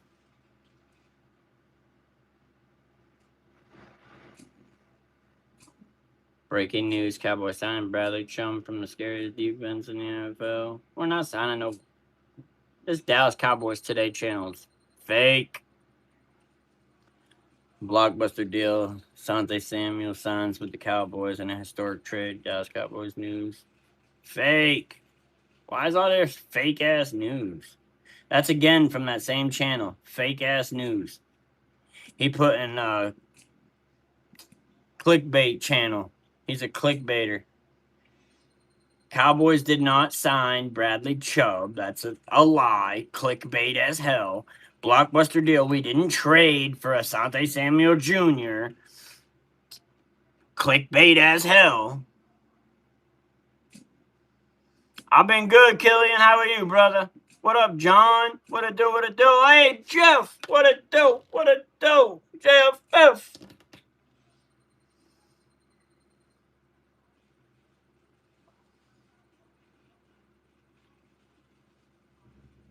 That's most of Brian Schottenheimer plan for the Cowboys draft pick. Ooh, let's see. Well, obviously, you've been around coaching. You know what it is. We've already established that. But being an HC for the Dallas Cowboys for the first time was. Rich, there were so many things that I think I was ready for, but there was something every day that you didn't see coming. And we certainly had, some ups and downs, some highs, some lows. I never would have thought we'd have to deal with what we dealt with losing Marshawn. That was Hey, you! the lessons. What? As I look back on this Fuck year, you! Hey! Fuck you too! the- That commercial where they're yelling at each other out the windows, or that meme, whatever the fuck it is. and it was not. Hey, you don't? Are you Tony? Fuck you, Tony. The connection that we had. Fuck you, Steve. Now that I've settled. However you go, this shit's hilarious. DC for life, JFF, what it do? Welcome back, welcome through. Reports where you go back and you look at almost every facet of your program. And I want to hear what he's talking about with the Cowboys' first pick. On our offense and to hear us talk about coverage concepts. And what'd you learn about Dak as the HC? Obviously, you were around him before being the HC. Is there anything new you learned about Dak? Just that the guy's curious as any. Back in that day, man. We go Long way time back. ago. Where were you at that point in time? So quarterback coach of the Chargers. Right. Drew Brees' first Pro Bowl back in San Diego. My wife Jemmy and Drew and Brittany very close. We're actually the godparents of their middle son Bowen to this day. So Brian Schottenheimer is the godparent of Drew Brees' daughter. That's crazy. So they took us out there, and sure enough, I remember sitting there having sushi, and you were just getting started. Well, I never heard your number, but I do have a few numbers. I won't say the name. I do remember a few numbers from that trip, and I was probably one of the people running up those bills. Well, let me start this interview with this question then. What was it like being Drew Brees' quarterback coach? And now you see him, he's a first ballot, no-brainer Hall of Famer. Yeah, first of all, congratulations to him, his entire family. They're just an incredible man, incredible person. They're an incredible team, Drew and Brittany. Yep. I'm not surprised. Yeah, JFF has been around for a while. This guy was just unique in every step imaginable in terms of the man, the person. He stayed after that argument, though, Carnage, and then he left, like, on an, I guess, his own recognizance separately. But he acted like he'd be back. I don't think he's ran off for good. I think Jay Houlis will be back. Let's make Cowboys great again. Right? Exactly. person, the work ethic, the preparation. Yeah. I'm so proud of him. But a quick cute story about my time with Drew. So Make sure if you're just tapping in, man, make sure y'all tap that like button as well. Help your brother out. 5 maybe, and the Chargers get ready to play the Chiefs. All right, come on. I want to hear when he talks about what. Bad for Drew. He's going to play. Come on. Yeah, very, very cool. Just bruised because he played. Maybe now. It is. We've already established that. But being an HC for the Dallas Cowboys for the he got there. But it's going to be at the end of the clip. Not just after wins or losses, as a coordinator, leading the guys and giving direction or giving. Look at that. Look at you. See I got that right. You're back. You're back. I'm back. Before I let you go, what can you here we go allow about what your thought process for your first round draft choice is going to be? Yeah, again, everybody wants to point the picture at defense, and certainly we've got more holes on defense than we do on offense. We don't watch the cheerleaders. Well, we like the cheerleaders, but we watch the football team, not the cheerleaders, Jumbo. Like, I love getting in the room with these guys and watching them talk ball, because you can see the guys that get real passionate about. But at least our cowgirl cheerleaders have their own TV show. Ain't no other team got that. This is so-and-so. I think this is the best part of it. But, we're going to go through the process. You can change it back, JF. You can change it. You just got to go in your channel settings and change the handle name. In the premier position. You could change it back. They just made it so that everybody saw the handle and not the channel name. But you could change your handle name as well. Real quick, TJ, before I let him go. I know he's got to get going. Same place you go to change the name of the channel, it's the same place you change the handle. I live with this man almost every day professionally. You got a quick question for the coach before I let him go? I do not in all 22 or anything like that, Coach. It's more about you. Okay. I know you got your first gig in 97, 28 years it took you to get to this point. Like, personally, how did that make you feel? Was the validation, the fact that you put in all this hard work? And I'm sure there were jobs that passed you by that you didn't get. Are you trying to get him to cry? Well, I think he's trying to take your job, because I would rather talk to you actually than Rich. Let's talk about it. Well, he's a bona fide Cowboy fan. I thought you'd get. But it is a great question. Okay. And so, I got a second part that might make you cry. I mean, we might run out of time, but that's for you guys. That's for you guys. But here's what I would say. I thought it had passed me by. I really did. Yep. I think when we won the division in Seattle in 2020, and we set the record for most points scored in franchise history. And Pete and I kind of agreed to go our separate ways, which happens in this business. And I wasn't getting looks from other teams. I kind of thought it had passed me by. But what it proved to me and what it showed me was you're always being evaluated. 4 years ago, I was consultant in this organization. And now I'm 1 year into my head coaching regime there. A lot of room for improvement, but be who you are all the time, every day, and you will. Good shit, Brian Shoddy. Also, I know this. Yeah, for sure, JF. For sure, bro. It'll work. With you on game day, like now he is trying to get me to cry. Just like, what would that, how do you think that he's feeling? What would he say to you in this moment? Oh man, I think of him every day. I really do. I think of him every day. I carry him with me on game day, and good times and bads. I hold on to the card, but he's proud. And here I go, and I see his picture up there. Yeah. What I remember is he was a legendary coach, but even better, father. Yeah, he's a good man. And they got Brian Schottenheimer damn crying on the Rich Eisen show, talking about his dad, Marty. All right, and that's where we tune it off. That's where we tune it off. All right, so, oh yeah. All right, so we've talked a little bit about the Combine, a lot of bit about the Cowboys. Hopefully everybody's had a good night. It's been fun. I've chilled. We're going to be heading off here in about 10 minutes. So we can just shoot the shit for the last 10 minutes or whichever. I will throw this foot stacking video up here. Shout out foot stacking. It's talking about what Christian Parker's scheme will look like. All 22 deep dive. I'm just going to have the audio of it playing, obvious. You want to look the same as often as possible. The old thing was looking at the safeties. You want to See, Christian Parker saying that shows me that he's going to build something better. Christian Parker saying that your defenses, you want them to look the same as often as possible. Doesn't mean it's going to be the same, but you want it to look the same. So that way it's harder for the offense to diagnose what you're about to do.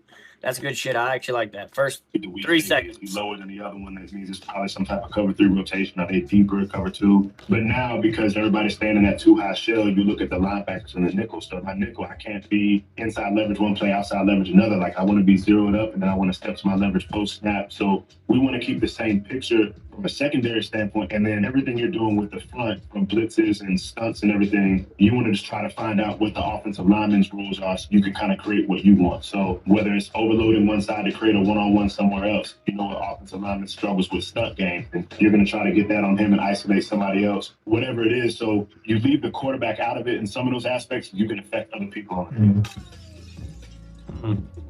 That's good shit. That's actually good Ladies shit. and gentlemen, that was Christian Parker kind of speaking on some of the principles that he believes when it comes to his defense. Man, that guy is very, very well spoken. And what we're going to do today is attempt to kind Well, one thing, you definitely sound like he knows what he's talking about with football. Talking about leverage, talking about where the positioning is and where you're going to line up, post snap, re snap.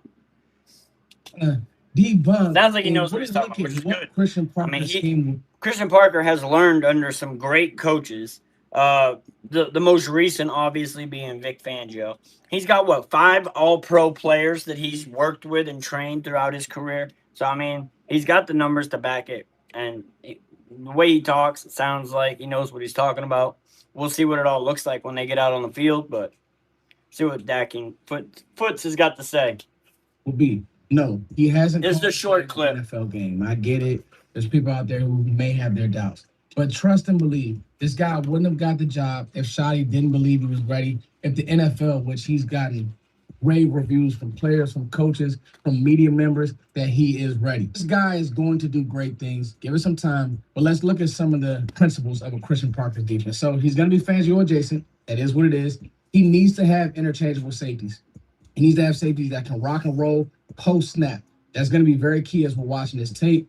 He's going to be 3-4 based, okay? He's going to create those odd fronts, maybe even some 5-1s, because he's trying to create those one-on-one matchups. And like he said, he wants to break O-linemen's rules. I love that, especially in the run game. He needs to have a smart nickel, a nickel who knows run fits, who also can cover, turn, and run. He needs to have a great field corner. And this is why I put Savon Rebel on the thumbnail. Is Rebel that guy? Do we need to draft that guy? We'll see, but you'll see. I think Savon Ravel can really fucking develop well under Christian Parker. I think Christian Parker could probably help Savon Ravel become Pro Bowl, if not All Pro. I think Ravel has the talent. Pretty much that he wants to do on tape because he has that field corner. He can run some of those split coverage looks away from Quinyon Mitchell because And don't forget to mention, we still have Deron Bland, who's a very good corner that I think could even make another jump up under Christian Parker. Quinyon Mitchell was a lot. And what you're going to get out of this guy is split field coverages, cover 8, cover 9 quarters. You'll get some cover 3. You'll get some 2-man under, but you're getting a lot of cover 8. He already said you're going to have a lot of too high shell. A lot of quarters. And then my last one, the most important thing, watching the tape, reading up, disguise, post snap. Post snap. That's very important. It's not going to be pre-snap. We don't want to give those quarterbacks tells, even smart quarterbacks like Dak Prescott. Once they get a beat on what you're doing pre-snap, they got you. But post-snap is where he really gets these quarterbacks to make mistakes. Let's get into the film. Let's talk about it. Remember all these things that I just said as we're watching this film. Let's go. What you'll notice with all of his... Oh, JF, I really like the new defensive coordinator. I think Christian Parker could be very good. We'll have to see as he's unproven being a DC. But I think he has the credentials and the credibility to do good things with the Cowboys if we can build a good defense for him to work with. I think we got a good base. I think we got good DTs. I think we got at least 1, maybe 2 good linebackers. 1.5 corners, maybe 2 corners. We need safeties. We need linebackers. We need DNs. I'll be getting off after this clip. With all the plays that I cut up, you'll see these guys split field, all right, post snap. They're not going to give you many tells. Yeah, he's got them lined up in a too high shell for sure. And I like that. Now, this is cover 8, okay?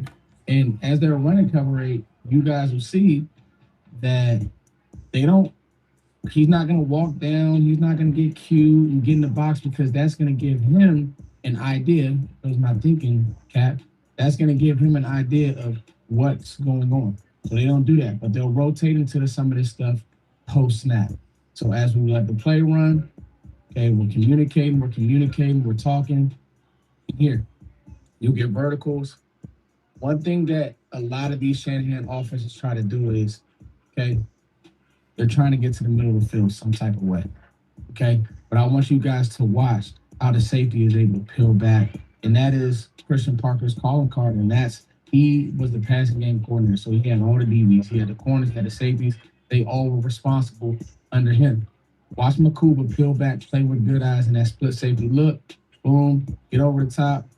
Carson Wentz throws a lollipop, we turn the ball over. You gotta love that stuff, okay?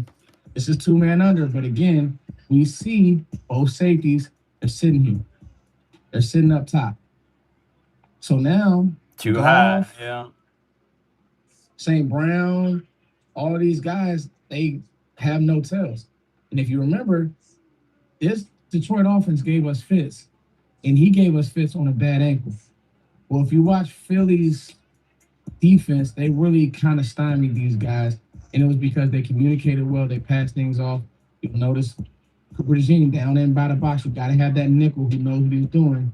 Okay, but again, this could be quarters, post snap. It could be quarters. It could be cover 8.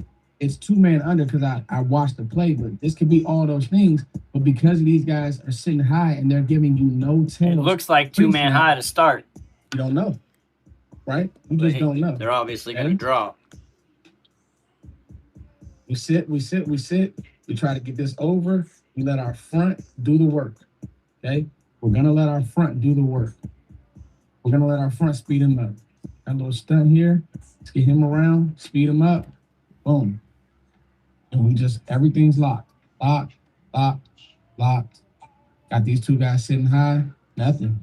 Let's run it back one more time. Under. Coverage looks great. I do. Well, I wear a little hat under me. Yeah. Nice personal space. We got these 2 safeties. Nice. So what up, James? What it do? What it do? Whatever it is comes cool. But now, because we're crush rushing here, we got Ojimo running this stunt. We got Jalen Carter peeling down. You got to get that ball out. Gotta love it, man. Gotta love it.